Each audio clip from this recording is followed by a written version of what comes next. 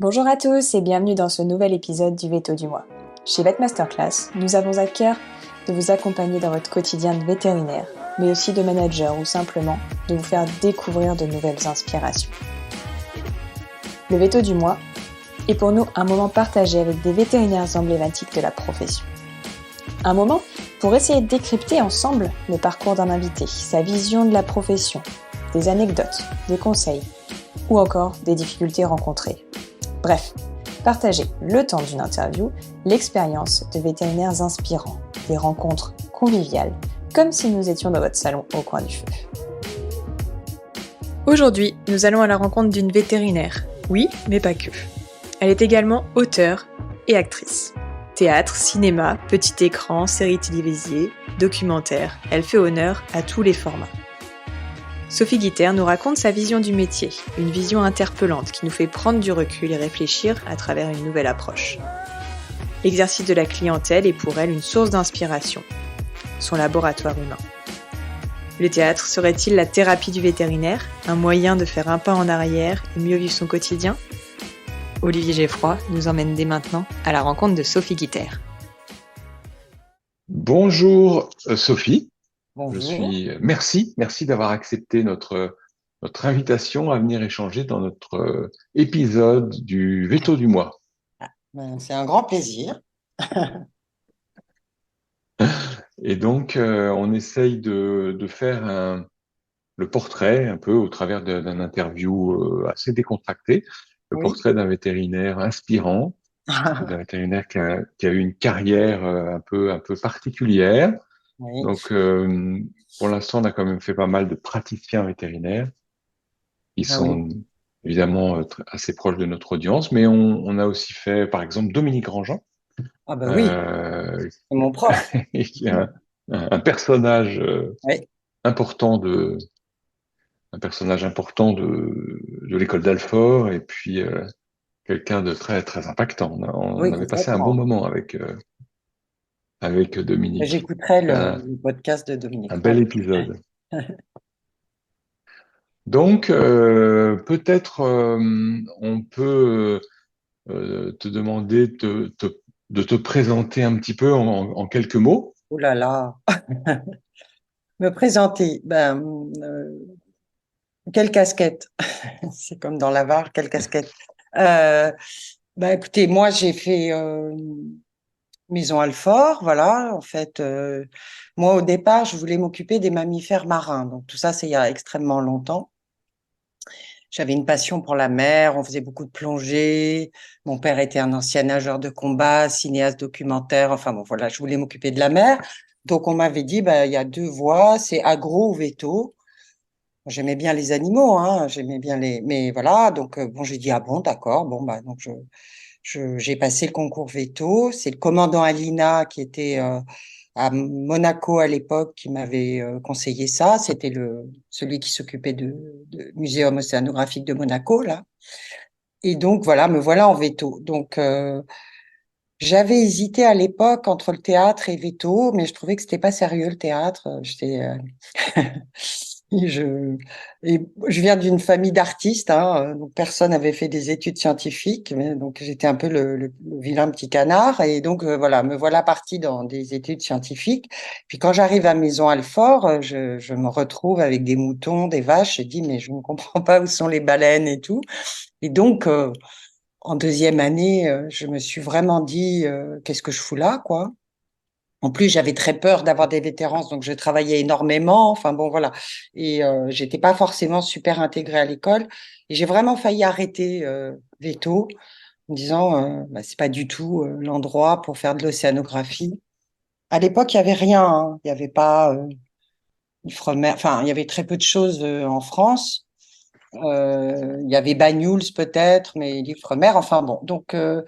Je me suis énormément ennuyée, en fait, tout en aimant la biologie. Et donc, j'ai repris des cours de théâtre en deuxième année. Et puis, je suis allée voir mes parents. J'ai dit, écoutez, voilà, je vais arrêter. Il me dit, bah oui, arrête, il n'y a pas de problème. Donc, à partir du moment où on me dit arrête, moi, je continue. Donc, finalement, j'ai terminé l'école et qui m'intéressait, hein, mais en parallèle, en faisant des cours de théâtre. Voilà. Et quand je suis sortie, j'ai fait un an de remplacement, d'assistanat, des gardes de nuit, etc. Et puis j'ai tout arrêté pour faire du théâtre. Complètement. Alors je gardais un petit peu je faisais un peu de remplacement, mais vraiment, on a monté une compagnie, on s'est mis à beaucoup jouer au théâtre.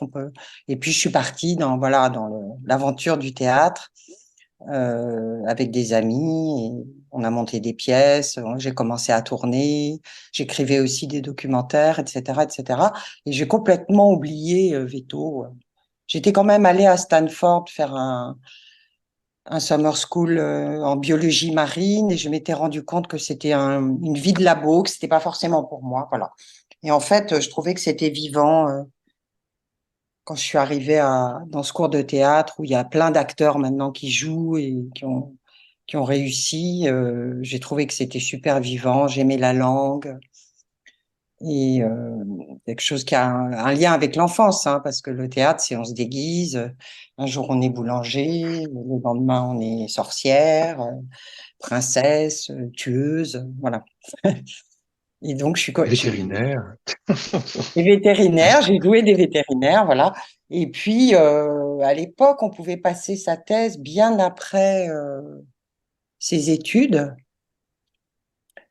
Je crois que maintenant, il faut la passer dans les 2 ans, non? C'est ça. Mm. Voilà, à l'époque. Et donc, j'avais un petit copain qui m'a dit quand même, il faudrait que tu finisses ta thèse. J'ai dit, bon, oui, peut-être. Donc, je suis allée voir Chermette, mais 10 ans après, hein, qui m'a dit, mais qu'est-ce que vous faites là, vous? J'ai dit, je viens passer ma thèse. Donc, j'ai fait une thèse sur les symbioses entre les anémones et les poissons clowns de 250 pages, où là, je suis allée au muséum, ça m'a passionnée. Voilà. Et en parallèle, j'ai écrit une série de contes sous-marins qui sont des fictions qui mélangeaient des choses scientifiques et des choses imaginaires. Voilà. Et on a écrit une série de 52 petits films qui est super jolie, qui a été achetée par les Italiens, qui a été vendue un peu partout. Donc la mer, voilà, je l'ai retrouvée comme ça. Et puis bon, j'ai perdu quelqu'un dans ma famille de très proche et j'avais besoin d'un socle. J'ai une amie qui était veto, qui est venue me voir au théâtre. J'ai dit, écoute, je cherche un petit boulot. Elle m'a dit, pourquoi tu fais pas veto? J'ai dit, oui, tiens, c'est vrai. Donc, en fait, j'ai commencé à, à faire et du théâtre et veto. Voilà. Et à garder ce socle, parce que c'est quand même important dans un métier comme le cinéma, enfin, en tant qu'acteur, vous n'êtes que dans l'attente et que dans le désir des gens. Et donc, moi, ça m'allait pas trop d'être dans l'attente. Et donc, j'avais ce socle vétérinaire de remplacement. Et puis, j'aimais la pratique, j'aime les gens. Et j'ai d'ailleurs écrit une pièce là-dessus avec un veto et un chien qui fait une psychanalyse, voilà. Et qui fait une dépression, mais en fait, la veto va beaucoup plus mal que lui, voilà. Et à l'époque, Laurent Gessette D'accord. m'avait aidé beaucoup. Donc, j'ai quand même gardé un lien avec Alfort, enfin, avec les amis de l'école, et on pouvait venir avec son chien à la pièce. Ah, C'était, super. ouais. Et c'était un truc complètement délirant, avec un ménate dépressif qui parlait pas. Enfin bon. Et moi, j'aime beaucoup écrire aussi, voilà. Donc, en fait, je suis entre 3 choses, ce qui n'était pas simple dans ma tête, parce qu'au début, quand j'allais à des castings, je disais pas du tout que j'avais fait veto. C'était très compliqué pour moi d'être à la fois comédienne et veto, parce qu'on vous dit, bah, pourquoi vous n'êtes pas resté veto? Enfin, c'est un milieu dur, hein, donc je le disais pas. Et maintenant, bah, je le dis. Voilà. Enfin, les gens le savent. Et d'accord. Et tu as grandi où? À Paris. À Paris. Mm. Et du coup, la passion de la mer, c'était les vacances. Oui, oui, on partait plonger partout. Dès qu'on a été petit, on nous a jetés dans l'eau avec une bouteille. Et on faisait aussi de la chasse aux marines. Bon, je sais que c'est pas sans bouteille, hein, bien sûr. Mais du coup, moi, j'adorais toute la faune. J'ai fait pas mal de photos aussi. Et on a vraiment sillonné. On est allé en Australie sur la Grande Barrière. On est parti 3 semaines en naviguant à vue.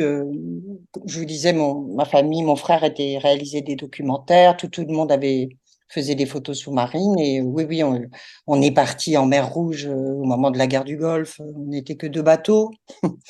Donc, et j'ai gardé cette passion de la mer, mais pas pour en faire enfin, océanographie. Maintenant, il y a beaucoup plus de choses, mais j'ai pas raccroché à l'océanographie, en fait. Voilà.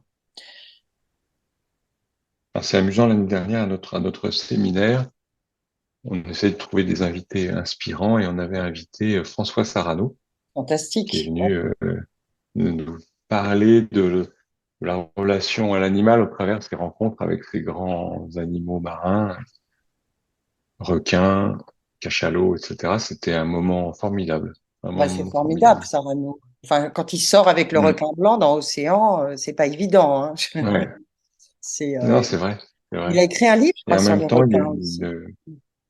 oui, mais en même temps, il a une réflexion très humaniste en fait sur comment la relation à l'animal peut nous inspirer. C'était vraiment très très puissant, Ah oui, oui, c'est un très puissant. personnage. Ouais.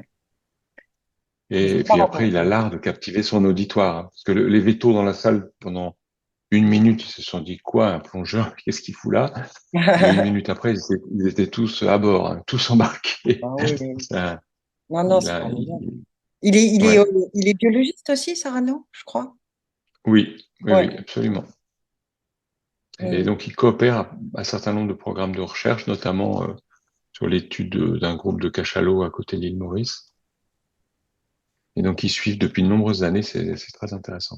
Oui. Et, euh, et aujourd'hui, qu'est-ce qu'il en reste de cette passion de la plongée et aller rencontrer les animaux sous la Ah ben, surface? dès qu'on peut, on part, hein. Maintenant, la plongée, à l'époque où moi j'en ai fait beaucoup, il y avait très peu de gens qui faisaient de la plongée. Et donc, dès qu'on peut, on part, mais comme on n'a pas forcément les sous pour y aller, parce que ça devient. Mais là, mon dernier grand voyage, c'est les Maldives. On est parti explorer Enfin, c'est déjà il y a quelques années, toutes les terres du Sud qui avaient jamais été, personne n'avait jamais plongé. Bah, ça reste une grande passion, la mer, hein, la faune, tout. Et puis, ce truc que j'ai développé, ces petites histoires sous-marines, là, on s'est vraiment beaucoup amusé. Non, bon, après, c'est compliqué maintenant d'aller plonger dans des endroits où plus personne n'a plongé. Il y a beaucoup de monde, ça a beaucoup changé, la plongée. Donc, on est un peu comme des vieux briscards. Si c'est pas exceptionnel, on bouge pas. Mais moi, je vais souvent en Méditerranée. Je trouve que c'est magnifique. Bon, faut descendre un peu profond, mais c'est une mer que j'adore. Mais les autres, ça les intéresse pas beaucoup. Ils veulent des mers Hmm. coralliennes. Donc, qu'est-ce qui on attend, on va voir. Là, on essaie de monter un voyage pour faire plonger les petits. Voilà.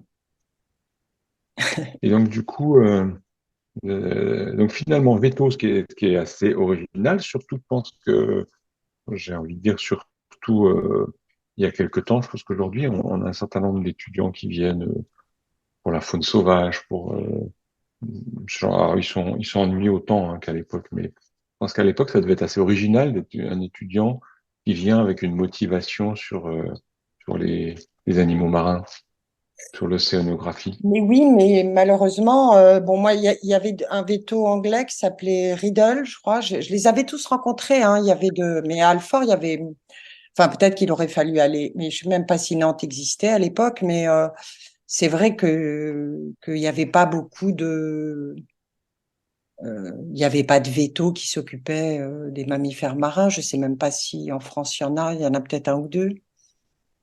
Je sais pas. Donc, c'est vrai que moi, j'ai pas rencontré à l'école les Amériques. Quand je suis partie aux États-Unis, oui, là, ils faisaient beaucoup de programmes, notamment avec les phoques qui muent, et donc ils leur mettaient des balises sur les gros cils, là, les énormes phoques qui sont vers vers Monterrey, et pour étudier les systèmes de plongée. Et comme ils muent, ils reviennent sur les plages et en muant, ils récupéraient les boîtiers. Donc, je trouvais ça assez génial comme idée. Mais bon, aux États-Unis, maintenant, je sais pas en France, c'est vrai que je j'ai pas trop suivi. Je sais pas trop comment ça se passe en France, s'il y a plus de filières qu'à mon époque. En tout cas, du coup, une à l'école plutôt déceptif, mais je pense que c'est assez partagé même par des gens qui viennent à l'école avec une vocation très médicale, etc. Les premières années sont quand même un peu indigestes et loin de l'image qu'on peut avoir du métier vétérinaire, même du métier classique, je trouve. Et Oui, moi, j'ai cela le dit, même souvenir, bon, hein, le c'était quand souvenir même de. une formation, moi j'aimais beaucoup, enfin tout, mais ça m'a quand même intéressé, hein, sinon j'aurais complètement, ça m'a Hmm. intéressé, puis que dès qu'on arrivait en clinique, c'est bien, mais c'est vrai que moi j'ai besoin d'une part d'imaginaire, et j'avais vraiment besoin d'aller au théâtre, je suis rentrée à l'école de Chaillot, enfin j'ai même passé les concours des grandes écoles de théâtre que j'ai pas eu, mais bon, voilà, j'avais besoin d'avoir une part de fiction. Et il n'y en a pas beaucoup en veto. C'est autre chose. Ça structure, voilà. Mais et surtout, bon, je devais passer en immuno, je devais être assistante en immuno, et puis j'avais dit non, écoutez, moi j'ai envie d'essayer autre chose. Et à l'époque, on m'avait dit non, mais attendez, si vous arrêtez, vous pourrez jamais revenir. Voilà. Ce qui est très français en fait. Les Américains, Hmm. ils ne disent pas ça. Ils vous disent mais oui, allez-y, allez faire Shakespeare pendant un an et revenez si vous voulez. Donc, bon, ça m'avait un peu stressée, mais je suis quand même partie sur ma route et j'y suis revenue à Veto et c'est quand même bon. Donc, je n'ai pas de mauvais souvenirs, mais j'étais pas très intégrée à l'école, moi. Voilà. Euh, D'accord. Il y a les figures, parmi les professeurs, les figures les plus inspirantes. Donc, il y a Dominique Grandjean, ah là, oui. Bon, il nous disait, les bonnes femmes, vous êtes trop maintenant. Il y a trop de filles. À l'époque, il y avait, je sais pas, on était moins de la moitié, mais il y avait Grandjean, mais tous les profs étaient assez incroyables, hein, de la zootechnie à l'histo, la biologie, on avait le bar, ce qui était terrifiant. Et puis la médecine, voilà, quand on est arrivé, il y avait Cottard, Pouchelon, Moraillon, enfin c'était Moraillon. Hmm. Moraillon, ouais. Mm. C'était le début de la leucose, enfin il y avait Slabo, il y avait je crois que maintenant ils intègrent beaucoup plus les étudiants chercheurs aussi, je crois qu'il y a une unité de recherche, mais à notre époque, il y avait pas ça. Donc Hmm. il y a un veto qui s'appelle Cherel, je crois, qui était très fort en tout ce qui est virus. Je crois qu'il a monté une structure autour des virus. Enfin, il y avait des cas et dans les profs et dans les élèves. Il y avait quand même des élèves très brillants, mais moi, ce que j'aimais bien, c'est que c'était assez décontracté, en fait. Le veto, il est assez décontracté, je trouve, tout en étant très Et, polyvalent. Mm. et alors, ce cursus, qu'est-ce qu'il a apporté à ta carrière artistique? Ah, pas du tout. Euh, donc, qu'est-ce qui m'a amené? Euh, je dirais que la clientèle, en fait, l'exercice de la clientèle, euh, rencontrer des gens, euh, s'attacher aux gens, parce que quand on est comédien, il faut évidemment être empathique, il faut voir ce qu'il y a derrière ce qui est montré.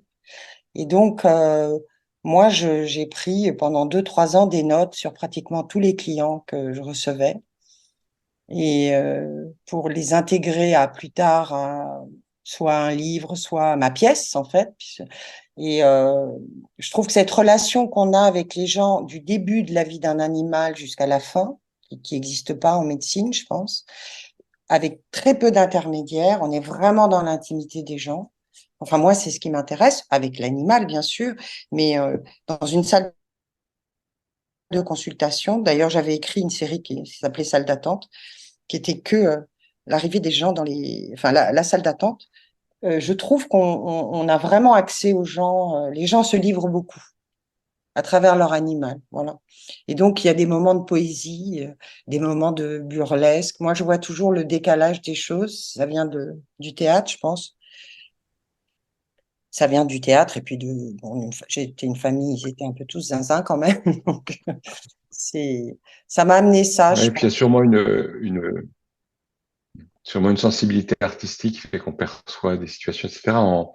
En Mayenne, il y a un visiteur médical donc qui faisait les cabinets pour aller travailler pour un labo auprès des médecins généralistes. Ouais. Et c'était quelqu'un qui avait une fibre artistique et pendant des années, il a dessiné les gens dans la salle d'attente. Ah, c'est génial. Ouais. Et, et le livre est d'une puissance parce Ah, qu'en un il s'appelle simple comment, le dessin, livre? alors je sais plus, mais Ouais. j'essaierai de le retrouver. Puis je dirais, mais moi je trouve ça incroyable comme il y a une histoire de vie dans un simple dessin de quelqu'un avec lequel il Ouais. avait pas même échangé une parole. C'est Ah oui, assez oui, incroyable. ça m'étonne. Il y a eu une série animation qui devait, parce que j'ai écrit aussi pour le dessin animé, j'avais fait une série, enfin un unitaire que j'avais proposé sur une baleine pirate. euh, qui voyageait avec un poulpe et un petit garçon. Enfin, ça se passait au Moyen Âge. C'était bon. Donc j'ai eu un prix à Beaumarchais, mais la série s'est pas montée parce qu'elle était. Mais il y a eu une série comme ça où justement. Ils ont essayé, je sais pas si elle a abouti parce qu'il y a beaucoup de choses qui n'aboutissent pas dans ce qu'on écrit ou ce qu'on prépare, où c'était justement des clients, il y avait des symptômes chez les enfants et ils remontaient par les parents et à travers l'animal au problème familial. Voilà. Et c'est vrai que quand quelqu'un rentre dans une salle de consultation, euh, c'est un monde qui rentre. Et, euh, et comme moi, je travaille place Clichy depuis 20 ans chez le docteur Calvo, qui sait que je fais autre chose, hein, donc de temps en temps, je lui dis, je pars un mois, je vais jouer. Vous êtes à un carrefour du Moulin Rouge, des beaux quartiers, des vieux quartiers de Paris. Et là, il y a un défilé de personnes fantastiques. Et moi, c'est ça qui me plaît, avec le soin, voilà, évidemment. Mais c'est rencontrer des gens. Et quand vous faites du théâtre ou quand vous rencontrez des metteurs, vous faites que rencontrer des gens et rencontrer des univers. Et moi, c'est ça qui me fascine, c'est l'univers qui existe euh, avec une personne qui rentre, son animal, enfin tout ce qui est fin de vie. Moi, j'ai eu plein d'anecdotes. Les gens se livrent énormément. En veto, beaucoup plus Je, qu'en médecine, je crois.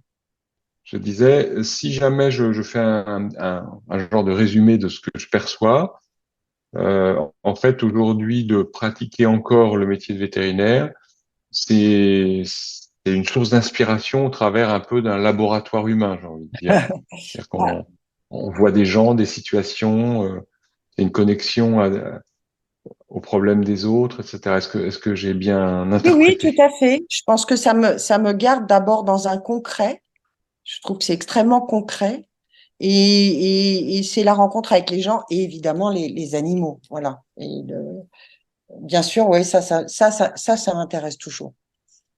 Je vais Alors, je jamais trouve ça, en traînant les pieds, quoi. Je pratique peu, mais j'aime les gens et leur bestiaux. Et évidemment, hmm, voilà. Et puis, je pense que on est dans un monde qui va très vite. Et moi, je prends beaucoup de temps avec les gens, on parle beaucoup. J'ai même des amis de cinéma. Je me suis fait des amis qui m'ont reconnu et qui m'ont dit, mais c'est vous qui êtes dans le film de Chabrol. Alors, j'avais ma blouse, je suis devenue rouge parce que je dis, on nous a- enfin, ma copine me dit que c'est vous, mais c'est pas vous, c'est pas possible, quoi. Donc, j'ai dit oui. Non, non, mais oui, oui, oui, je pense que ça m'intéresse toujours. Voilà.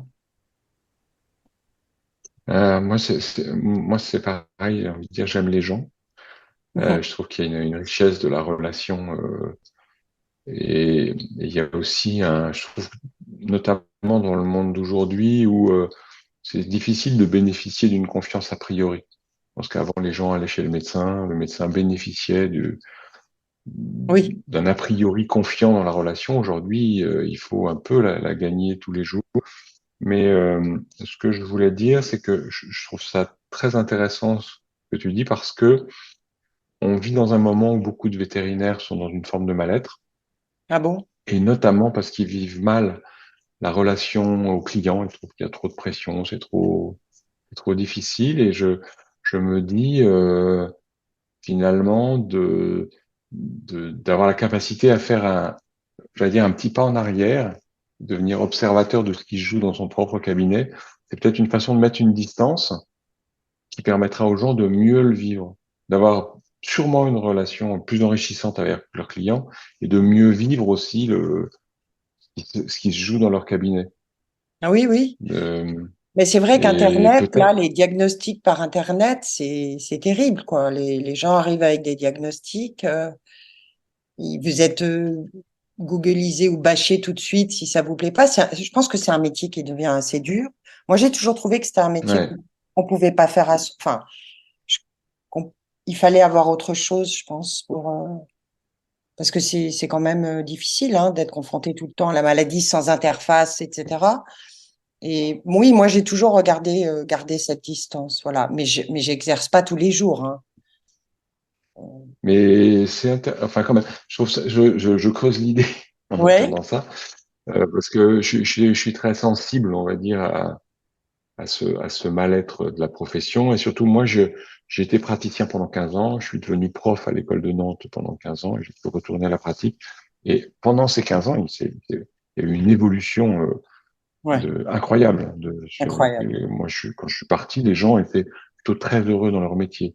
Donc, j'ai un petit peu découvert ça.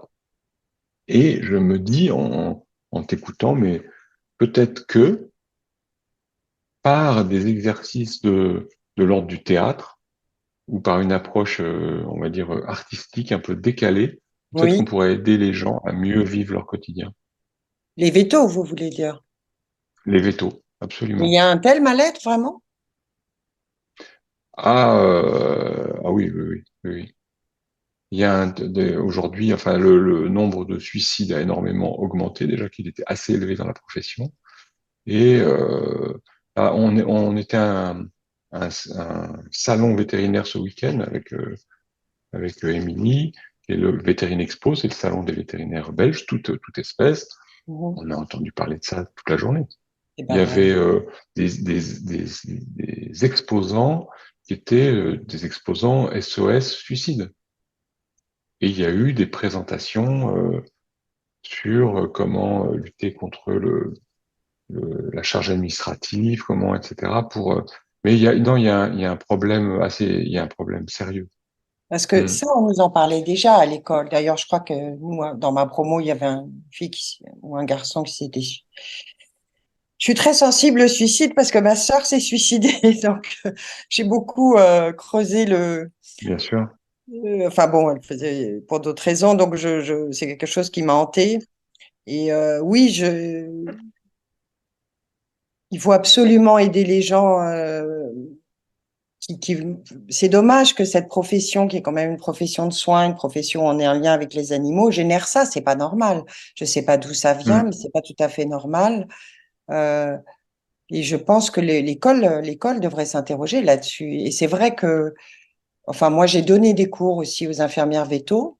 Il y avait écrit le docteur de Forêt, qui est à la fois psy et véto. Ça, vous pourriez l'interroger parce qu'il est, qui faisait des exercices justement, de théâtre avec comment gérer un client difficile ou comment gérer un client qui veut pas payer, etc.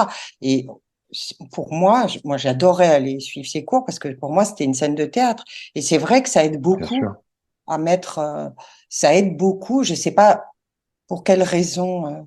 Enfin, je sais pas, c'est toujours impossible de comprendre la raison d'un suicide et c'est multifactoriel, bien sûr, mais c'est vrai que ça a une vertu thérapeutique, le théâtre, depuis toujours. D'ailleurs, pour ça qu'à mon avis, ça disparaîtra pas. On a besoin de se voir, on a besoin de se voir faire, même dans des pulsions atroces ou même dans des pensées atroces.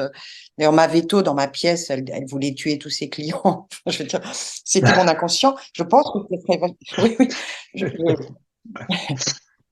Moi, je trouve que Mais c'est non, très c'est bon. intéressant. Je pense que ça va pas forcément on va dire, l'objet de cet entretien, mais peut-être c'est une chose dont on pourrait reparler, Hein, je trouve que c'est très d'imaginer, parce que important. je me dis que en fait, que peut-être le fait de théâtraliser des scènes de la vie quotidienne du vétérinaire, c'est une façon, d'au lieu de rester centré sur qu'est-ce que je suis en train de subir, ben, c'est de visualiser qu'est-ce qui se joue dans mon cabinet. Et Oui, je pense que tout à fait. c'est vraiment intéressant.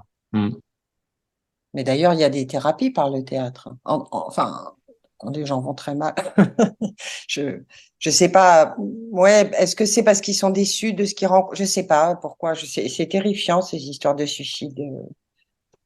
Et je pense qu'il y a plein de thérapies par le théâtre qui ne sont pas nommées parce qu'elles sont, moi je pense que dans les jeunes adolescents qui font du théâtre au lycée, il y a un tas de choses Oui, oui, thérapeutiques qui oui. se jouent à l'insu de leur plein gré, j'ai envie de dire, C'est vrai que moi, comme mais je me suis toujours sentie de passage puisque je pensais que j'allais aller ailleurs.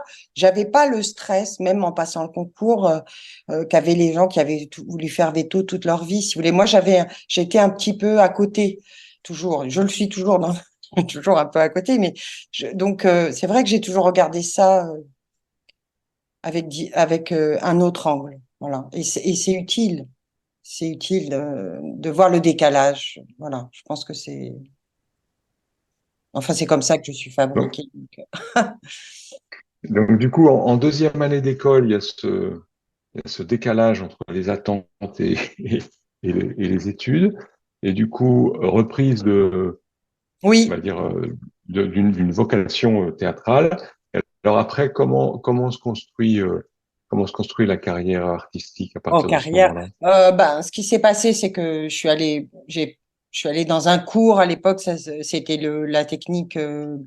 C'était un cours assez connu de deux Américains qui s'appelaient Blanche Salan et Paul Weaver. Donc, ben, ce que vous faites, c'est que donc je suis rentrée dans ce cours et là, vous faites une famille. Parce que à l'époque, tout le monde passait les concours, le théâtre. Il y avait le conservatoire, la rue Blanche, Strasbourg, l'école de Strasbourg. Il y a trois écoles nationales. Il y avait trois écoles nationales en France, et donc on préparait. Et là, vraiment, enfin, vous rencontrez des gens avec qui vous avez des affinités. Toute la journée, vous travaillez les scènes, etc. Et vous créez votre famille de théâtre. Et plus tard, on fait appel à eux quand on monte des spectacles. Ou voilà, c'est là que se crée Et donc maintenant, les jeunes acteurs, ils sont obsédés par avoir l'intermittence et le chômage des acteurs, mais nous, pas du tout. Nous, on voulait monter, jouer des trucs. C'est un peu perverti ce système. Ils veulent d'abord faire leurs heures avant de. C'est pas ça. Faut rencontrer le maximum. Donc, on vous envoyait une fois que vous avez passé. Soit vous obtenez une école, soit vous obtenez pas une école, mais vous faites des castings. Et puis, quand on a une envie de monter des pièces et quand on arrive à monter une compagnie, bah, c'est formidable. Voilà. Alors, il faut bien dire que c'est un métier où on gagne pas un rond, quoi. C'est quand même la grande précarité. Et la plupart des comédiens, ils ont des boulots à côté. Soit ils donnent des cours, soit ils font des voix, soit ils font des petits boulots. C'est quand même un métier où il y a 95% de chômage. Hmm. Et ça, c'est dur. Donc, moi, j'avais veto, Ouais, j'avais c'est sûr. l'écriture. C'est très dur. Et ça ne veut pas dire que vous n'avez pas de talent. C'est juste que peut-être vous n'avez pas la tête qui correspond à l'époque ou que vous avez un emploi qui arrivera plus tard. Euh, bon, il y a des modes. Donc, moi, j'ai fait beaucoup de cours. J'ai travaillé avec Jérôme Deschamps. À l'époque, c'est bien avant les Deschiens. J'ai été à l'école de Chaillot, où j'ai rencontré un prof formidable d'une femme qui nous a poussé à monter nos spectacles. Et donc, ça s'est fait comme ça. Puis après, ben, peu à peu, les gens viennent vous voir. Mais c'est tous les jours, il faut appeler. Enfin, il y a tellement de monde. Et, et vous passez des castings, et là, vous tournez ou vous tournez pas, etc. Mais le métier a beaucoup changé, comme Veto, hein. Maintenant, vous envoyez, en fait, il n'y a plus le système de casting où on rencontre les gens, vous envoyez des tapes. Donc, vous devez vous filmer. C'est-à-dire? Bah, c'est-à-dire qu'il y a Ah, ok. plus. Hmm. Donc, c'est épouvantable. Pour moi, c'est l'antinomie du jeu, quoi. Donc, vous vous filmez. Donc, vous Hmm. recevez, je sais pas, à 14 heures, trois scènes et on vous dit, bah, demain, vous m'envoyez la tape. Donc, Ouais. Ouais, c'est un peu comme le diagnostic par la voilà. machine versus la Ouais. médecine, le médecin qui prend la main du malade, on va dire. Et c'est Hmm. terrible, ça. Ouais. D'abord parce que, Une forme de déshumanisation du voilà, process. voilà. Parce que c'est d'abord une rencontre. avec quelqu'un et si on arrive à s'ouvrir en tant qu'acteur, c'est parce que quelqu'un vous regarde et vous fait confiance. Donc là, c'est terminé. Ça, ça se, j'ai passé même un casting pour Richard III. On m'a dit envoyez-moi un audio. Oui. Donc, le monologue de Lady Anne, qui est un des grands monologues du répertoire, qui est un truc mais d'une difficulté. Donc, il vous dit, bah, vous renvoyez-moi un audio. Donc, c'est un peu bizarre ce qui se passe en ce moment dans ce métier. Et je dirais que être choisi, ça relève du miracle à mon âge, hein, parce que quand vous êtes jeune, il y a beaucoup plus de possibilités. Mais à mon âge et n'ayant pas un grand nom, c'est très, très compliqué d'être choisi. Voilà. Donc, ça m'arrive quand même et je le prends comme quelque chose de super. Mais je n'attends, enfin, bon, j'ai évolué, j'attends pas, j'attends plus tellement et les choses viennent plus, bizarrement. Donc, le Hmm. parcours, voilà, c'est rencontrer des gens, rencontrer des familles, se remettre en question, et tout le temps, parce qu'en fait, il y a pas d'apprentissage, on repart à zéro à chaque fois. Et Oui, alors, entre on va dire, l'écriture, différents projets, le théâtre, la télé, oui, il y a un fil directeur ou c'est surtout en fait des opportunités qui vont se concrétiser à un moment donné, un fil directeur, c'est-à-dire, ben, c'est-à-dire c'est quelque chose qui est construit par l'artiste, c'est-à-dire toi, ou en fait ah bah, les vous allez vers opportunités ce qui vous varient au plaît. fil du. Non, il y a quand même. D'abord, on est repéré pour un certain style de rôle, et après, moi, j'ai travaillé avec des metteurs en scène avec qui je refais pratiquement à chaque fois leurs films, qui me reprennent, et le fil conducteur, c'est le travail avec cette personne. Moi, c'est vrai que j'adore la comédie, c'est vraiment la chose que j'aime voir et faire. Donc, moi, je vais plus vers la comédie parce que j'ai le goût de ça, voilà. Mais il n'y a pas vraiment, non, tout est, là, on m'a proposé quelque chose, c'est parce qu'il y a beaucoup de docu-fiction maintenant, vous savez. On Hmm. mélange des historiens et donc je suis partie sur un sur les poisons, l'affaire des poisons sous Louis XIV. Et non, tout ce qui arrive, quelquefois il y a des choses que vous voulez pas faire, voilà. Vous sentez pas que vous êtes faite pour ça. Donc, bon, voilà. Donc, on passe le truc, mais on n'y croit pas trop. C'est très bizarre, le fait qu'on soit choisi ou pas. On sait jamais très bien pourquoi on est choisi. Donc, c'est un drôle de métier. Et par contre, quand on n'est pas choisi, quand on voit la personne après, on comprend. Donc, il y a beaucoup de noms, hein. C'est quand même un métier qui se construit. Là, j'ai passé 3 trucs, j'ai 3 noms. Donc, et pourtant, ça s'est très bien passé. Donc, c'est un métier où vous vous remettez, enfin, c'est très, très vite, on peut se remettre en question. Ah, j'ai pas la gueule, ah, j'ai pas ci, ah, j'ai pas ça. Il faut Hmm. être très solide, en fait. Les acteurs qui font des grandes carrières sont des gens très solides, avec une grande sensibilité, hein, mais là, moi, donc, je me suis retrouvée, j'avais passé les essais pour faire la princesse des Ursins, et ils m'ont rappelé, ils m'ont dit non, écoutez, la princesse, non, mais la sorcière, oui. Donc, partie, D'accord. une serial killeuse du XVIIe siècle. Et c'est ça qui est rigolo. Voilà, Ouais. j'ai trouvé ça très drôle et c'était beaucoup plus drôle de faire la sorcière que la princesse. Et voilà, je suis partie sur la princesse. Et c'est vrai que j'aimerais beaucoup retourner au théâtre. Voilà, j'aimerais beaucoup refaire du théâtre mais j'ai un peu perdu le fil il faut que je recontacte des gens. Voilà. En fait, vous êtes tout le temps, tout le temps, tout le temps, comme si vous redémarriez à zéro. Même ceux qui ont un certain niveau. C'est quand vous les voyez travailler, ils vous disent, je sais rien. Là, j'ai tourné avec Arditi qui est un comédien quand même assez incroyable, mais il est comme un gosse, quoi. Il repart à zéro. Donc, je sais pas si j'ai Hmm, répondu c'est à la intéressant. question.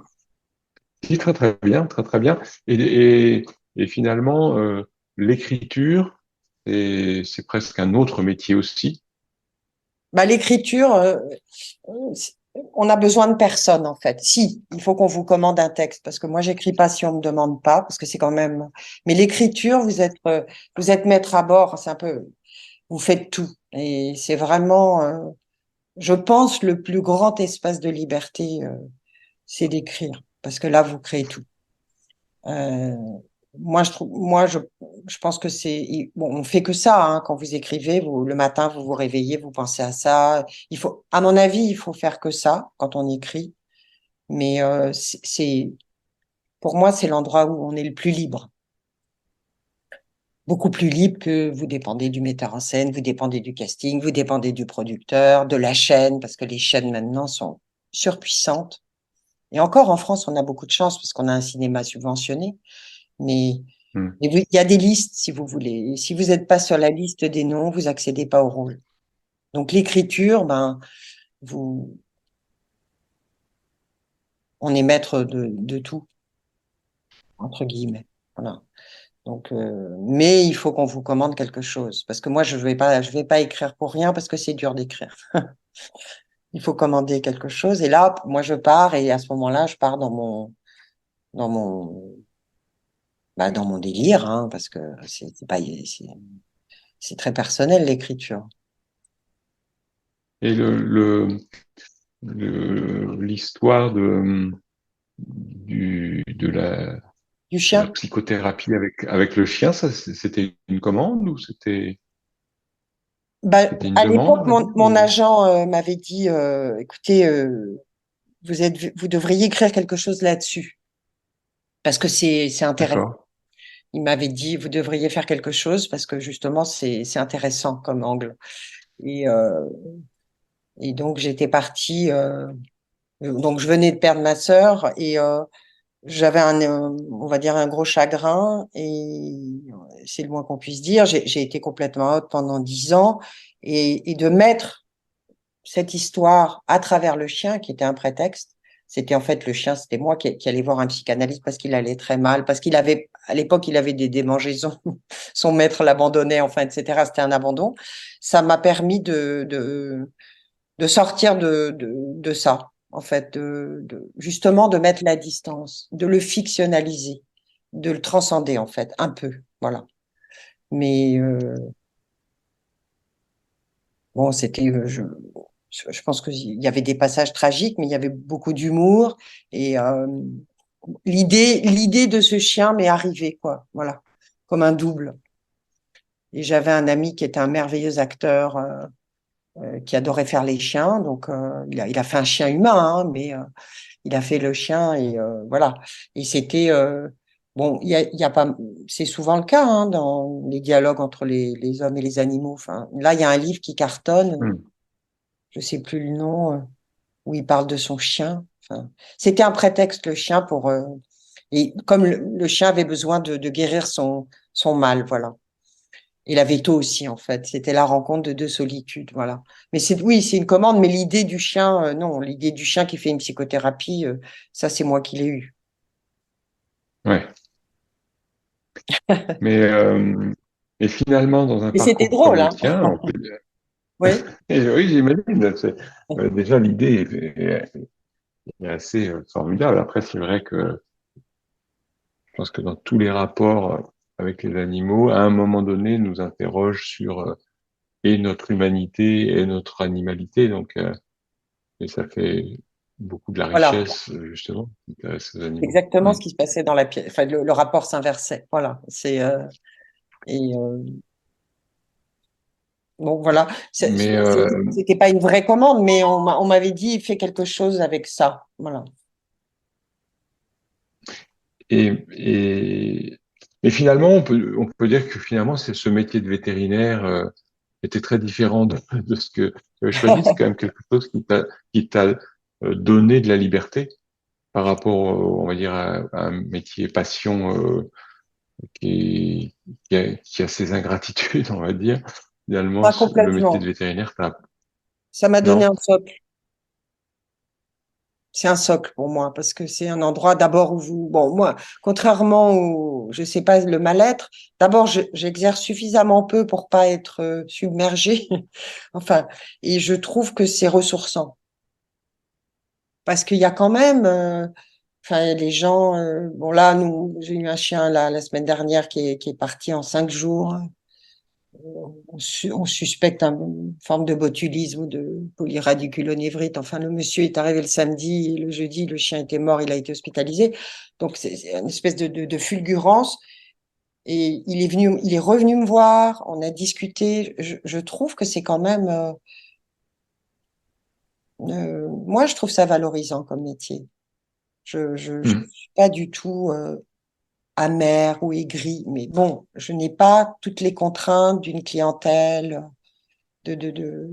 J'ai toujours exercé ça, enfin l'art vétérinaire euh, à mon rythme, voilà, à mon rythme. Et d'ailleurs, tous les jours, ce serait pas possible. Je l'ai fait à un moment et ça me va pas. Donc moi, je trouve que ça, c'est très valorisant comme métier quand même.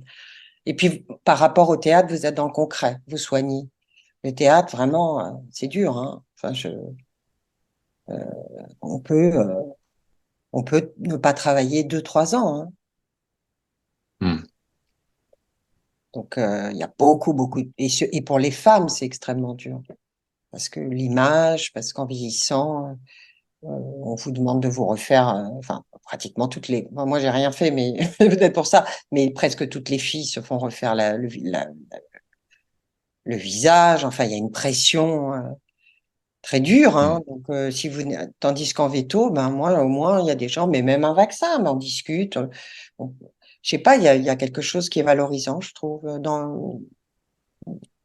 Les gens ont besoin de J'ai vu parole. l'autre jour, Oui, un pardon. papier très intéressant de Julia de Funès, qui est la petite fille Oui, le de Louis de philosophe. Funès, la Ouais. petite philosophe, et qui parlait on va dire, de la déshumanisation d'une société au moment où à une question humaine, on répondait par une procédure. Ouais.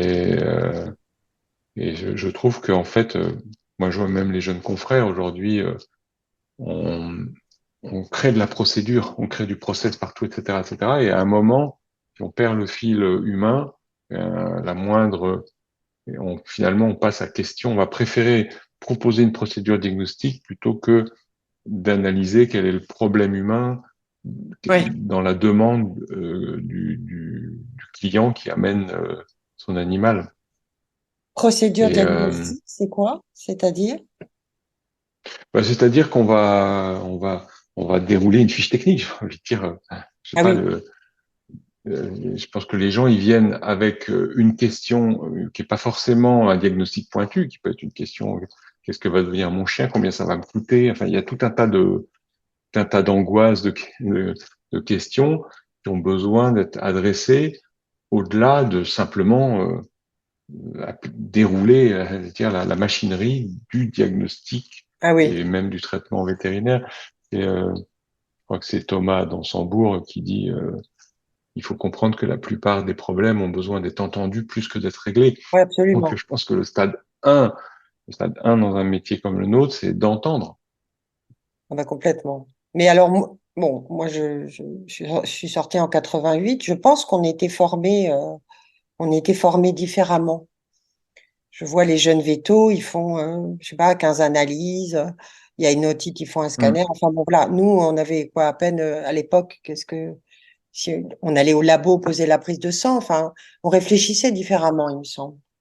Et donc peut-être qu'on était plus habitué à, je sais pas comment dire, enfin, à faire un diagnostic différentiel sans faire. J'ai l'impression qu'ils fonctionnent à l'envers maintenant, mais je me trompe peut-être, hein. Ils font toutes les analyses et ils regardent ce que ça peut être. Nous, on réfléchissait à qu'est-ce que ça peut être et on ciblait, non? Enfin, je sais pas quand est-ce que vous êtes sortis. Oui, à peu près, on est à peu près dans les mêmes années. Et, euh, et c'est vrai que je pense que après, moi personnellement, mais j'ai l'impression que c'était le cas de beaucoup de vétérinaires, on passait beaucoup de temps à côté des praticiens et à s'imprégner de quelque chose. Je pense qu'on n'avait pas l'obsession justement de la technique, du diagnostic. Ah, pas du Mon tout. grand-père était médecin généraliste Mhm. et il disait, je ne crois pas à la médecine qui prend pas la main du malade. Et c'est une phrase à laquelle je pense souvent parce que je trouve elle est très inspirante. Mais il m'avait dit une fois, les médecins vont trop tard à l'hôpital dans le cursus des études. Ouais. Il m'avait dit, moi, quand j'ai fait mes études, on allait à l'hôpital en première année. Et Ah comme on oui. savait rien, on apprenait à écouter le malade. Mhm. Et on apprenait l'empathie. Et je crois à ça, en fait. C'est qu'à un moment donné, on se cache, on se cache derrière la technique. Ah oui. Et d'ailleurs, c'est reproché à la médecine, mais c'est reproché Oui, aussi tout au à vétérinaire fait. d'être Ouais. trop technocratique, on va dire. Alors que il faut d'abord ce lien humain. Moi, je pense, oui, oui, tout à Donc, fait. Et ça se rapproche du théâtre, vous voyez. Comme vous en parlez, euh, parce que dans une scène, quand on travaille une scène, on vous dit pas les mots, c'est le non-dit, c'est ce qu'il y a derrière les mots. Et c'est ça qu'on doit faire vivre, en fait, quand on joue. Parce que c'est ça qui existe, c'est tout ce qu'il y a derrière les mots, et c'est ça qui tend le fil entre les gens. Et finalement, peut-être que c'est comme ça que je vois, moi, les consultes. Je vois ce qu'il y a derrière les mots. Pas toujours, mais c'est ça il y a mon chat qui est en train de détruire le. Attendez, c'est pas grave. Il veut ouvrir, donc il sonne. Il détruit le canapé et la fenêtre. Mais voilà. Et c'est vrai que je suis certainement, je devrais pas le dire, mais beaucoup moins technique que les jeunes vétos. Mais je pense que j'ai ça. Et ça vient aussi du théâtre. Enfin, d'avoir beaucoup vu les autres jouer des scènes, des situations, des enjeux. Ben, pour moi, une salle de consulte, c'est pareil. Mais c'est vrai, l'histoire de tenir la main. Alors, on ne va pas jusqu'à là, mais je pense que ça joue beaucoup. oui, c'est sûr que je pense qu'il faut qu'on est rentré dans une ère digitale et numérique et c'est important de l'humaniser. Oui. Et puis, il y a Ça, c'est sûr. les diagnostics par intelligence artificielle. Je sais pas. Qu'est-ce que vous en pensez? Bah, je pense que c'est un outil. Mhm. Donc, qu'est-ce qu'on va en faire? Enfin, la question, c'est qui décide. Quand on voit les les cabines d'examen, alors c'est vrai qu'on manque de généralistes. En même temps, moi personnellement, ça me fait pas rêver une cabine dans laquelle on rentre et puis on en ressort avec un diagnostic. On n'a vu personne. Je, Oui. je trouve ça un peu inquiétant et on imagine bien la chaîne technocratique dans un ministère qui adresse un problème qu'elle ne connaît pas. Dire Ouais. bon, mais il n'y a pas, donc on va faire ça, etc. Donc je pense que la question, c'est si l'intelligence artificielle se met au service des praticiens et vient aider ben, ça sera formidable. Oui. Mais si elle sert à fliquer les médecins ou à rendre obligatoire une façon de faire parce qu'elle est plus économique ou etc., ce sera peut-être une catastrophe. Oui. Donc, On verra. on verra.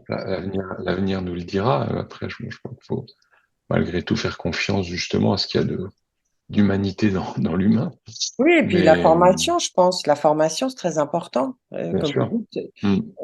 bon, c'est vrai qu'on avait des professeurs charismatiques qui étaient, bon, la chaire de médecine, ils étaient forts quand même, Alfort. Donc, on avait oui, bon, moi, je pense que c'était des études très solides. Je sais pas du tout comment Non, c'est. c'est vrai,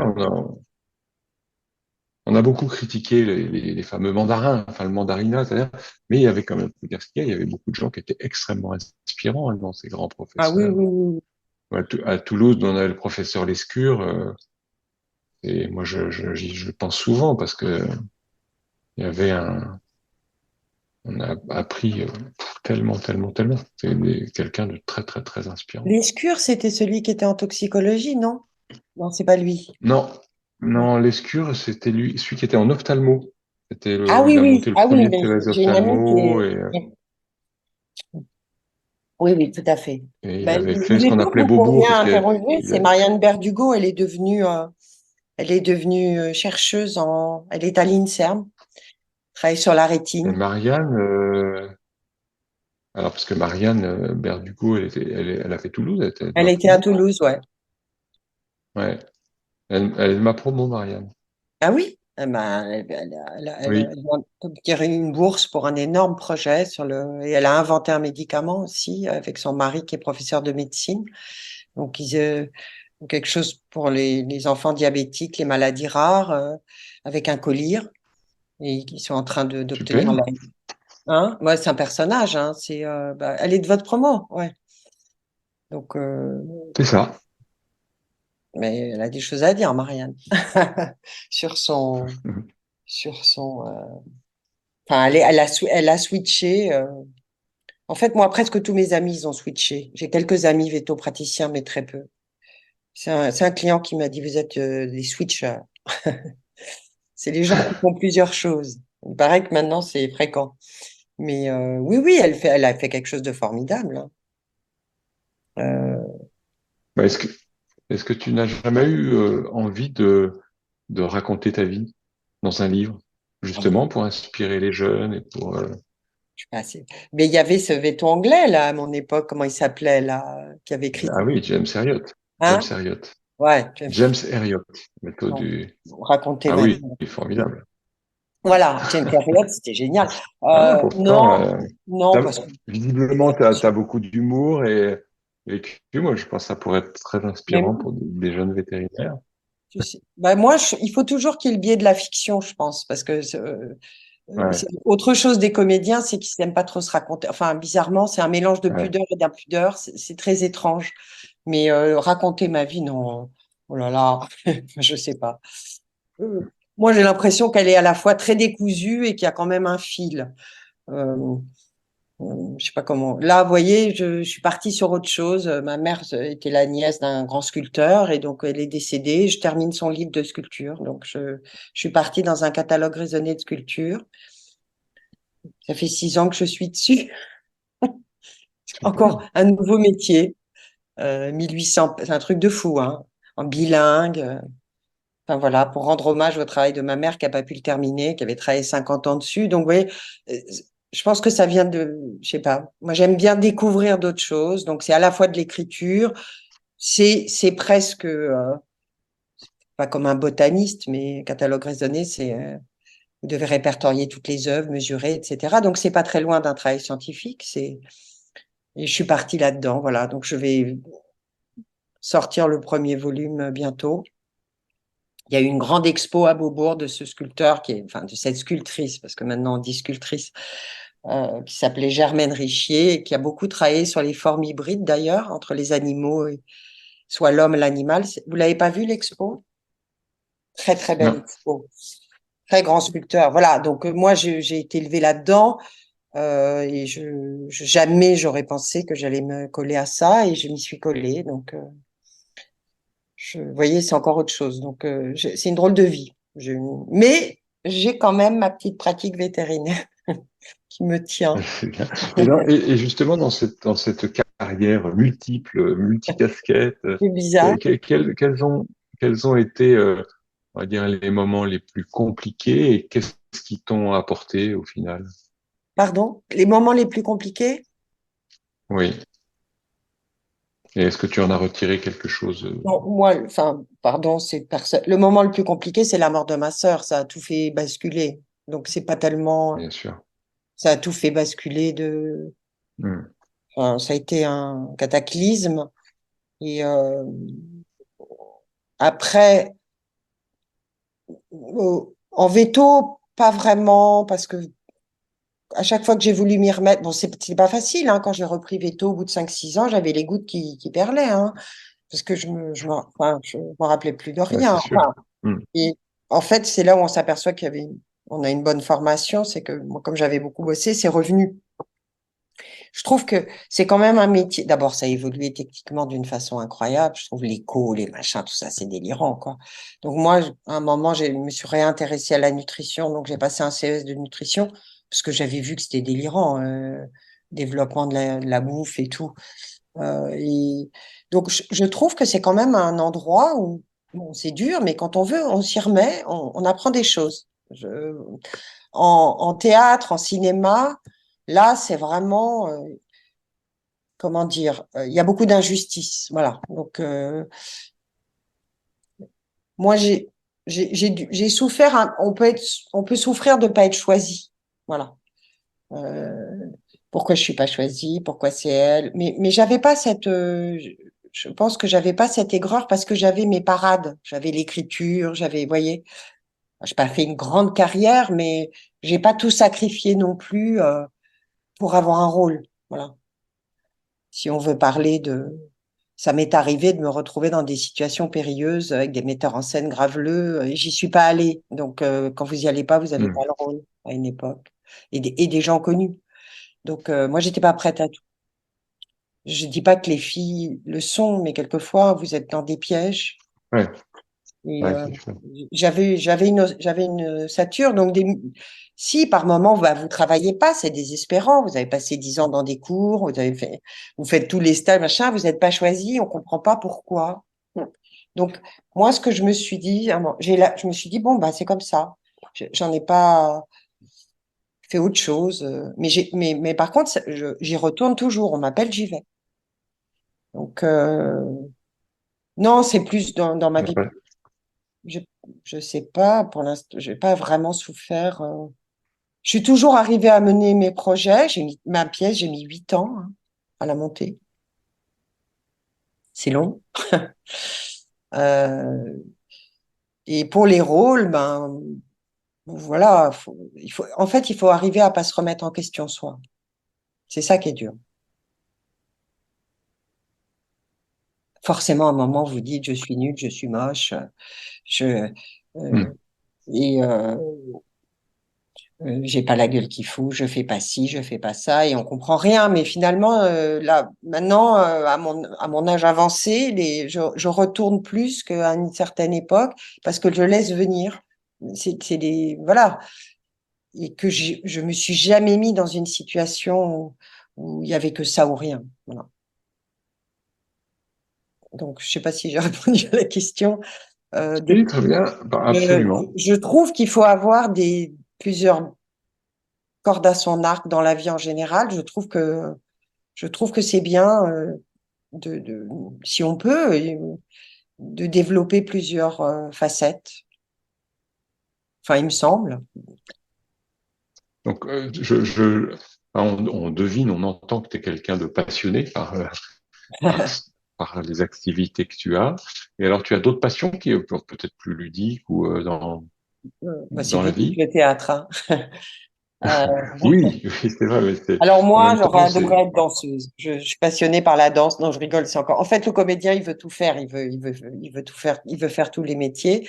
Non, non, je passion, c'est le cinéma. Je regarde 1 ou 2 films par jour. C'est une passion, ça. Donc, Et alors, pour toi, quelles sont les références absolues, les films, le film culte par excellence pour toi, c'est ah, quoi? oh, non, mais moi j'aime. Alors vraiment, alors là, par contre, je suis bah, toutes les grandes comédies, tous les Billy Wilder, les Lou Beach, bon, beaucoup de noir et blanc, hein. Euh, bah, tous les Woody Allen, mais après, comme en écriture, quoi. Quand vous avez un grand texte, vous avez un grand film. Récemment, dans les très très grands metteurs en scène, je trouve qu'il y a, je sais pas si vous avez vu Le Fils de Saul, Non. euh, qui enfin, c'est l'histoire ça se passe à Auschwitz. C'est ceux qui, pardon, c'est pas gay, mais parce que ça, c'est aussi une passion. C'est cette période de l'histoire. C'est les Sonderkommando. En fait, c'est le point de vue d'un Sonderkommando. C'est ceux qui vidaient les chambres à gaz. C'est pas gay, mais voilà. C'est un film absolument extraordinaire qui a eu un prix à Cannes. Donc, je trouve que bah, il y en a plein. Il y a Almodovar, il y a Dans les vues, il y a Truffaut. Enfin, moi, je sais pas, j'aime pratiquement tout au cinéma. J'ai pas de film culte. Ça va de E.T. à Blanche-Neige à, je sais pas, tout m'intéresse au cinéma. Et alors, est-ce que tu as vu La plus belle soirée de ma vie? Ah non, c'est quoi? C'est un film de Ettore Scola qui a une distribution incroyable, hein, parce que c'est Alberto Sordi, Michel Simon, Charles Vanel, Claude Dauphin. Donc Ah c'était, je bon? crois, Michel Simon? pour les... Absolument, je crois que c'est peut-être son dernier film, c'est peut-être le dernier film aussi de Charles Vanel. Il me semble Ah qu'il y a oui? Pierre Brasseur aussi dans le film. C'est un Ouais, film incroyable.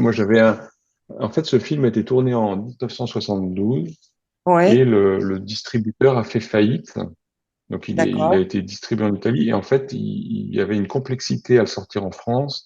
C'est un film italien, donc c'est qu'on pouvait pas, vu les acteurs qu'il y avait, le sortir sans remettre les voix d'origine, qui Ah n'avaient oui, pas d'accord. été montées au départ parce que le Oui, film était en italien. Et donc d'accord. finalement le film est sorti en ciné-club Non, je l'ai pas en vu ce film. Ouais, 1976. d'accord. Et moi, j'avais un prof de français qui était un grand cinéphile. Il nous a dit, il faut aller voir ce film, qui est un film incroyable, qui est jubilatoire. Ah oui, Et, oui, je vais le et regarder. donc, et c'est vraiment à voir, moi, un Non des plus. meilleurs Comment il films que s'appelle? j'ai vu, ne serait-ce que par la soirée de ma vie, Ouais. de Ettore Scola. Ouais, ouais, parce que là, bah, les Italiens, c'est sûr que Mm. c'est quand même tout le néoréalisme Mm. italien. Je sais pas. Moi, je trouve que c'est dommage qu'on regarde les films sur des téléphones, qu'il faut aller au cinéma parce que sans les C'est punaises, vrai. évidemment, Ouais. parce qu'il y a problème de punaises de lit là dans les cinémas, mais et que Ah ça bon? reste. Oui, comme dit Adjiani, la télé vous regardez en bas, et le cinéma vous regardez en haut. Je sais plus si c'est elle ou Godard, mais moi je trouve que c'est un espace merveilleux. Voilà. Depuis que je suis petite, Mm. hein, et, et le théâtre aussi, c'est super important. Mais j'ai pas de, non, j'ai pas de, je sais pas, il y a des dizaines de films que j'ai aimés, des- de Autant n'emporte le vent, ou même bon, je vois la Mm. Palme d'Or là que j'ai trouvé pas mal, même si la scène de veto n'est pas crédible. Je sais pas si vous l'avez vu, Anatomie d'une chute. Ouais. Voilà. Non, Mais mais après, je pense que si, quand on est passionné, finalement, le film qu'on préfère, c'est le prochain qu'on va oui, voir. c'est ça. Non, non, mais Ça, c'est- c'est vrai que il y a une soif de découverte, ça va dire. oui, mais c'est une profession. Les Américains ont raison de faire grève là, avec l'arrivée de l'intelligence artificielle qui va remplacer les acteurs, les voix, les machins. Ils ont raison parce que c'est une profession. En tout cas, le cinéma est un peu en danger. C'est vrai, hein, mais c'est vrai aussi que je pense qu'aujourd'hui, quand on voit certains spectacles de rue, etc., c'est bluffant de retrouver ce sens, j'allais dire, primaire, hein, Absolument. du métier. Je trouve ça formidable. Oui, et je vous conseille Et alors d'aller voir la pièce montée par Vincent Macaigne qui s'appelle, alors c'est très Avant la terreur, qui est autour de Richard III. Vous voyez qui c'est, Vincent, le comédien? Vincent Macaigne. oui, comment s'appelle Ah, ça s'appelle Avant la terreur. Bon, la c'est très pièce? particulier, hein. C'est, déjà, vous rentrez, on vous donne des boules qui est. Un gros sac de boules qui est, comme ça. Mais je trouve, alors voilà un type qui a vraiment quelque chose à dire, parce que au théâtre, moi, ce qui est sûr, c'est que quand c'est pas bon, c'est épouvantable. Donc, mais là, donc c'est une pièce sur ben, où il mélange Shakespeare à notre monde actuel, à l'imagerie, l'intelligence artificielle, toute cette espèce de, de, il appelle ça avant la terreur parce qu'il dit qu'on est un basculement de siècle et il interroge sur qu'est-ce qui va se passer. Bon, c'est un tyran, hein, Richard III. Je sais pas si Hmm. vous connaissez la pièce, il tue tout le monde pour accéder au pouvoir et il finit évidemment par être zigouillé. Et c'est un autre tyran qui prend la place. Donc, Macken, il a mélangé euh, Poutine, Prigogine. Enfin, il l'actualise tout ça il y a du sang partout, de la boue. Enfin, mais ça déménage et on sort de là, on se sent, mais enfin, bon, si on adhère, hein, parce que c'est particulier, complètement vivant et voilà. Je trouve que ça réveille, voilà. Super. Il n'y a Hmm. pas beaucoup d'endroits, donc mais il y a des gens qui supportent pas, hein, le spectacle. Disons ça dure 3 heures. Il y a 1 heure où vous avez du mal, puis à un moment, moi, je suis complètement rentrée dedans. Non, c'est vraiment intéressant. Ben voilà, et c'est bon, voilà, c'est des endroits qui font réfléchir, qui bousculent. Ouais, ouais, c'est complètement vivifiant et ça sera repris à la Colline. Si Vincent Macaigne, c'est Super. celui qui fait le frère dépressif dans Le sens de la vie, qui est tout le temps en pyjama. Vous voyez pas cet acteur? Ouais, très bien. Voilà, Hmm. c'est un metteur en... Alors, autant il est doux comme ça, mais alors là, Ouais, ils sont partout, de la boue, enfin bon, du pétrole. Mais c'est bien, c'est bien.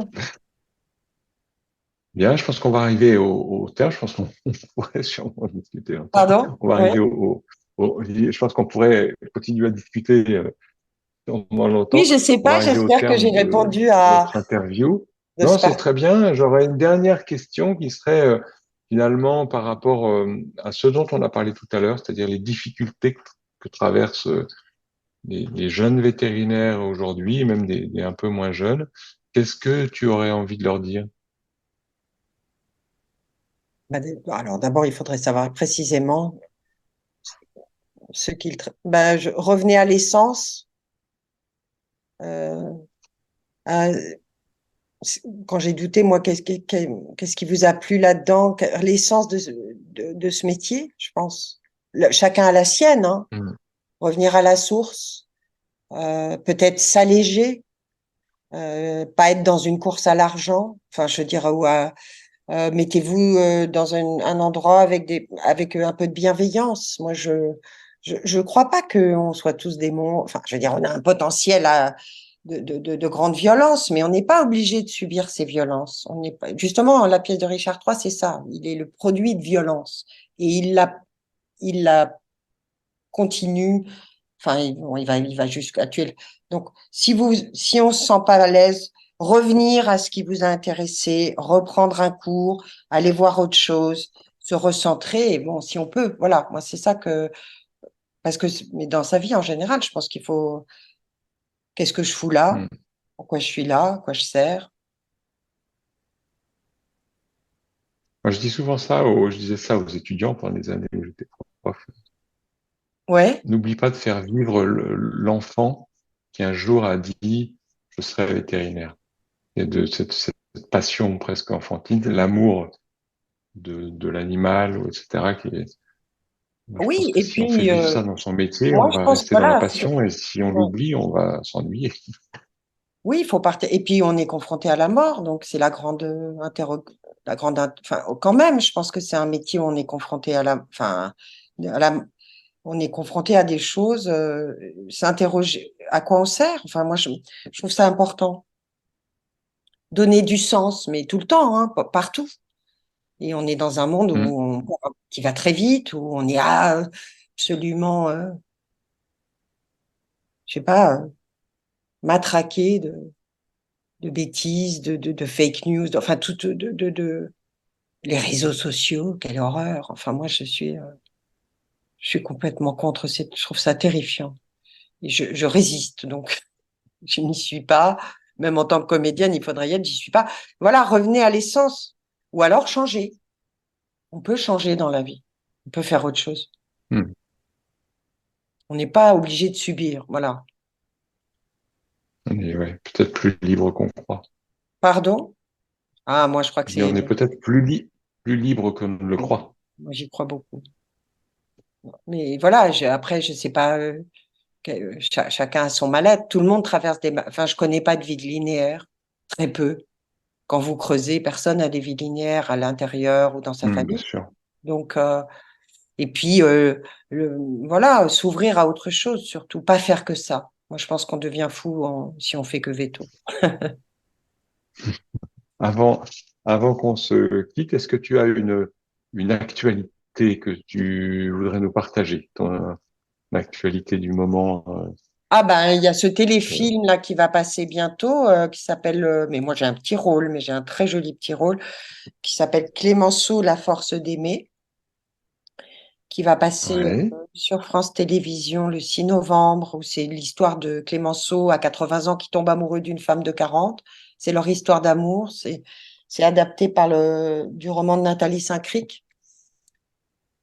Je vous aiderai à vivre, super, vous m'aiderez à mourir. Voilà. Et moi, je fais la belle-fille de Claude Monet, Blanche Aucher des Monet, qui était d'accord. peintre aussi, mais qui l'a complètement écrabouillé, enfin, qui était peintre, mais qui a été son assistante. Et on a tourné à Giverny, dans la maison de Monet. Ce qui est exceptionnel, de Ah, nuit. super, ouais. Et ça, c'était complètement magique parce que on peut pas tourner on avait une journée à Giverny. Donc on a tourné les extérieurs et puis moi à l'intérieur. Et la mort de Monet, parce qu'il meurt, on l'a tourné à Nantes parce que ils n'ont pas voulu qu'on tourne dans le lit de Monet. Mais c'était vraiment D'accord. formidable d'être dans cette maison de Monet. Voilà. Et puis Mmh. les poisons, bah je sais pas quand ça passe encore. L'affaire des poisons. Très bien. C'est passionnant. Bon, en tout cas, c'est Clémenceau, La force d'aimer, c'est Oui, tout de puis suite, là. vous verrez Donc, l'actrice, super. il y a que des super acteurs là-dedans. Enfin, franchement, Bon, voilà, c'est le 6 novembre. très bien. Eh bien, Sophie, un grand, grand merci pour Merci à vous. Et si ce vous voulez faire un moment jour une d'échange classe, passionnant. merci en tout cas si vous voulez un jour faire je sais pas, quelque chose où on ferait travailler les étudiants comme des comédiens, moi je suis tout à fait ouverte. Je sais pas si. C'est une bonne idée. On l'a creusé et puis on reviendra vers toi. Ok. Merci beaucoup. Bon, allez, merci. Au revoir. Et voilà, c'est fini pour aujourd'hui. J'espère de tout cœur que cet épisode du Veto du mois vous a plu.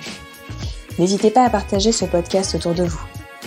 Avant de vous quitter, je vous invite à retrouver dans la description de cet épisode une petite bio de notre invité et les éventuelles références faites dans l'épisode. Si vous souhaitez nous contacter pour poser des questions, proposer des invités, partager des réflexions, eh bien n'hésitez pas. Vous avez les liens toujours dans la description de cet épisode. Je vous souhaite une excellente journée. Encore 1000 merci de nous écouter. Je vous dis à très vite pour un nouvel épisode. Et surtout, continuez à vivre votre métier avec passion.